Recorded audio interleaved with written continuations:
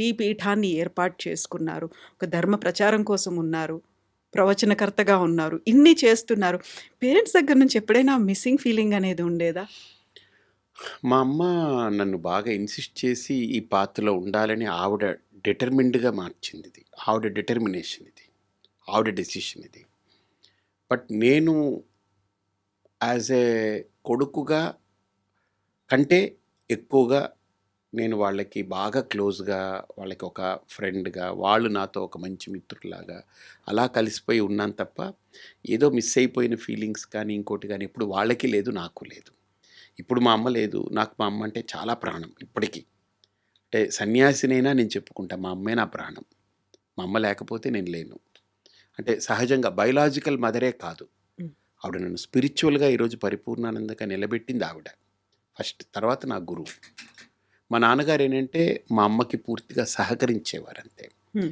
So ఆయన he never interfered into her thoughts. ఆయన ఎప్పుడు ఇంటర్ఫియర్ అవ్వలేదు. మా అమ్మ డెసిషన్ రైట్ అనుకుని వదిలేసేవారు.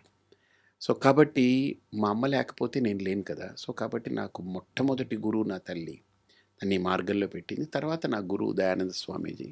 వారి వల్ల ఈరోజు ఇలా ఉన్నాను. కాబట్టి నాకు మోర్ దెన్ అమ్మ అనే దానికంటే ఏదో ఒక అమ్మవారి రూపమేమో ఆవిడ. నన్ను ఈ దారిలో పెట్టడానికి ఆవిడ నన్ను ఇలా కడుపులో మోసి నన్ను కని ఇలా చేసిందని నేను అనుకుంటానది. పరిపూర్ణానంద ఎవరు పెట్టారు ఈ పేరు? మా గురువుగారు. అంతకుముందు? అంతకుముందు నా పేరు మా ఇంట్లో మా అమ్మగారు వాళ్ళు కళాధర్ అని పిలిచేవారు. నా పేరు అది కళాధర్ అని. హ్మ్.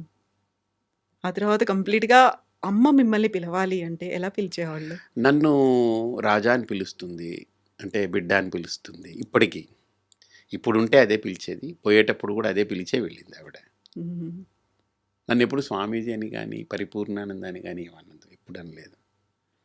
సో, అని నేను కోరుకోను కూడా. హ్మ్. మా అమ్మ నోట్లో నేను అదే. మా గురువుగారు కూడా నన్నెప్పుడు స్వామీజీ అనరు. నన్ను రాజా అని పిలుస్తారాయన. ఆయనకిష్టం అలాగా. అంటే చిన్నవాడిని ఆయన దగ్గర. హ్మ్.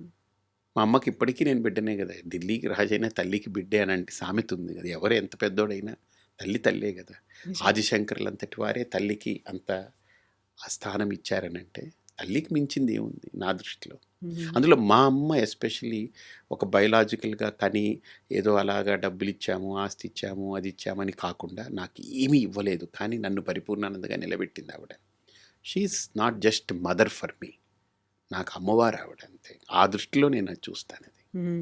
ఇప్పుడు మనం భౌతికంగా ఆలోచించాలి అనుకుంటే, ఏ ఫ్యామిలీలో అయినా ఒక్కరే సంతానం ఉన్నారు. అందులోనూ అబ్బాయి ఉన్నాడు అంటే ఆవిడకి యూజు కళ్ళు లేదు. ఆ! నేనదే అడగబోతున్నాను. నేనది విన్నాను. అది నిజమేనా? పక్కా ఏంటి? 100%. ఏం నేను పుట్టడానికి జస్ట్ ఒక 1 ½ ఇయర్ ముందు ఆవిడకి she lost her sight completely. Oh! ఏమైంది?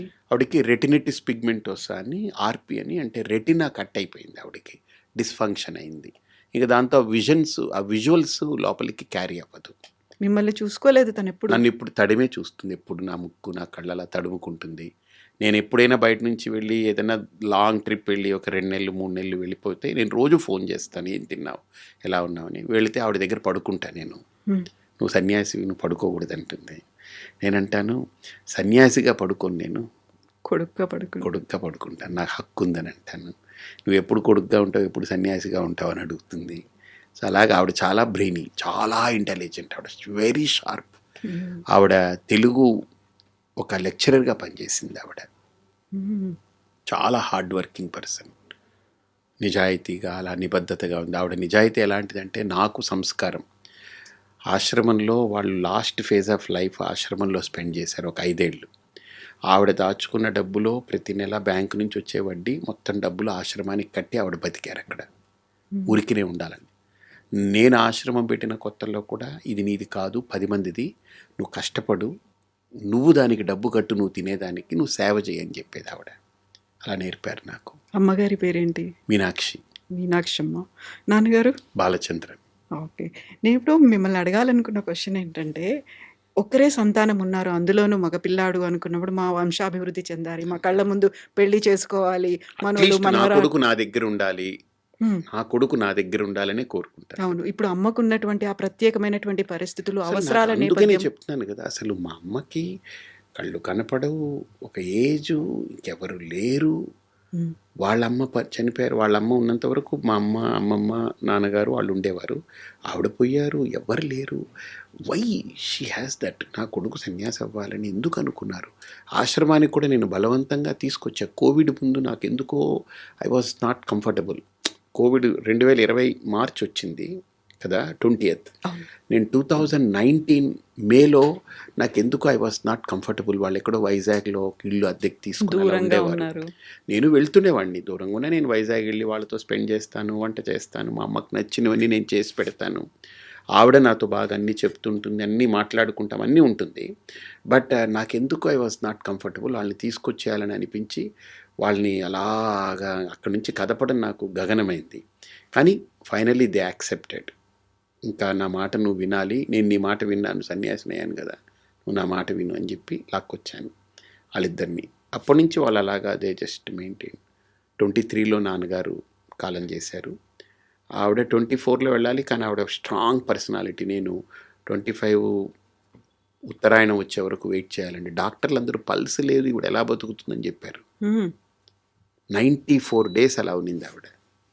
అక్కడే శ్రీపీఠం దగ్గరే ఉంది. శ్రీపీఠంలోనే అలా ఉండి రోజు వేదిక్ చాంటింగ్ వినడం, రోజు ఆ మంత్రం అయిపోయిన తర్వాత ఆ తీర్థం తీసుకొస్తే తీసుకోవడం, నేను వండి రోజు నేను తినిపించేవాడిని, ఆవిడకి ఫుడ్ పెట్టాను.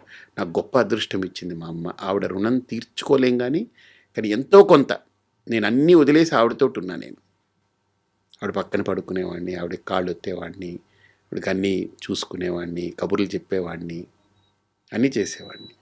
సో మీరిప్పుడు అమ్మగారి కోరిక మీదకు సన్యాసి అయినప్పటికీ వాళ్ళిద్దరూ దూరమైన తర్వాత ఉత్తర క్రియలు చేయాల్సినవి ఉంటాయి. అది మీరే అంటే చేశారు? ఉత్తర క్రియలు చేయక్కర్లేదు, కాకపోతే ఉత్తర క్రియలు చేయించాను. వేరే వ్యక్తిని నిమిత్తంగా వాళ్ళు ఉండి చేస్తారు అది. అంటే సన్యాసిగా కొన్ని దూరం కర్మలు ఉండాలి ఉండవు వాటికి కదా, ఆ కర్మలు ఉండవు కాబట్టి వాళ్ళకి అందాలి కదా అవి. ఆ చేసే కర్మలు వాళ్ళకి అందాలి, సన్యాసి చేస్తే అందవు. కాబట్టి ఎవరి ద్వారా అది పెట్టించి వాళ్ళకి చేయించి, వాళ్ళకి మా అమ్మ తరపున ఇవ్వాల్సింది ఏదైనా ఉంటే కొంత ఇచ్చి పూర్తి చేశాను. ఇప్పుడు మా అమ్మగారి నడుస్తూ ఉన్నాయి ఇప్పటికి కూడా అంటే సంవత్సరం కూడా కంప్లీట్ మొన్న జనవరి 13వ తేదీ ఇదయ్యారు, ఆవిడ కాలం చేశారు. నెక్స్ట్ ఇయర్కి అవుతుంది కాబట్టి ఇప్పటికీ నడుస్తూ ఉంది. ఎవ్రీ మంత్ చేస్తారు. నేను అది తీసుకెళ్ళి అలహాబాద్ కుంభమేళాలు అదంతా అమ్మ ఇది వేరే వాళ్ళని తీసుకెళ్ళి ఆ అస్థిక ఇవన్నీ చేయించాను. నేను దగ్గర ఉన్నాను, వాళ్ళు చేశారు అనమాట. ఎందుకని అమ్మకి ముందు నుంచి భక్తి ఉండేదా? మిమ్మల్ని ఎందుకు ఒక సన్యాసిగా మార్చాలి అనుకున్నారు? ఆవిడ చాలా లోపల ఒక ఇన్సైట్ ఉన్న పర్సన్. ఆవిడకి లోపల ఏదో సంథింగ్ చెప్పాను కదా, ఆవిడకి ఒక inner personality is very bloomed person. అంటే చాలా చాలా వికాసము చెందిన వ్యక్తి ఆవిడ.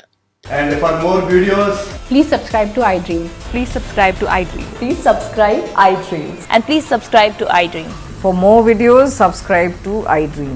please like, share and subscribe to the channel. Congratulations, iDream. Subscribe to iDream. Subscribe to iDream. So subscribe to iDream Media. iDream ki iDream team andarki huge congratulations. Please subscribe iDream Media. Please subscribe to iDream. Subscribe iDream. Please subscribe to iDream. iDream అంటే నా కళల ఛానల్ను subscribe చేసుకున్న నోరు తిరుగుతలేదు, మీరైతే గంట గుర్తు కొట్టండి. For more such videos, please subscribe to iDream. Subscribe to iDream. Please subscribe to iDream. Please subscribe iDream Media. Please do subscribe to iDream. Please subscribe to iDream Media. For best entertainment and information, please subscribe iDream. And don't forget to subscribe to iDream.